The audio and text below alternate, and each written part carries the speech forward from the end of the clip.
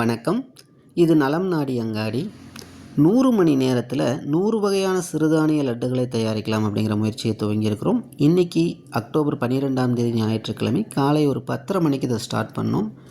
இன்றைக்கு சஷ்டி அப்படிங்கிறனால முருகப்பெருமானுக்கு உகந்த திணையிலிருந்து திணை லட்டை முதல் பொருளாக செய்யலாம் அப்படிங்கிறத ஆரம்பிச்சிருக்கிறோம். திணை மாவை பொறுத்த வரைக்குங்க அப்படியே சாப்பிடும்போது கொஞ்சம் கச்சல் அதிகமாக இருக்கும். ஆனால் ஒரு 25% கடலை மாவு, பொட்டுக்கடலை அல்லது நிலக்கடலை மாவு சேர்த்து செய்யும்போது அந்த கச்சல் கொஞ்சம் குறைவாக இருக்கும். கூடவே கொஞ்சம் ஏலக்காய் தூளும் போட்டுக்குங்க தேவையான அளவு. இது கூட வெல்லம் அல்லது பனை வெல்லம் அல்லது நாட்டு சர்க்கரையை கரைச்சி கலந்து சேர்த்து நல்லா பிசைஞ்சுக்குங்க. பிசைஞ்சு கொஞ்சம் நெய் விட்டுக்குங்க. நெய் விட்டுட்டு உருண்டைகளாக லட்டுகளாக உருட்டி நீங்கள் சாப்பிட்லாங்க. திணையை பொறுத்த வரைக்கும் இதயத்துக்கு ரொம்ப நல்லது.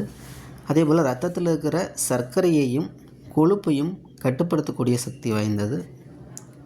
திணையில் அதிக அளவு கால்சியம் இருக்குது. அதனால் எலும்புக்கும் பற்களுக்கும் நல்லது. புரோட்டீனும் அதிக அளவில் இருக்குதுங்க. அதே போல் அயன் கண்டென்ட் அதிகமாக இருக்குங்க. ஆனால் ரத்த சோகை போன்ற பிரச்சனைகளுக்கு நல்ல ஒரு உணவாக திணை இருக்குங்க. இது 1 கிலோ திணை லட்டு தயாராகிடுச்சு. அடுத்து என்ன லட்டுங்கிறத அடுத்ததாக பார்க்கலாங்க.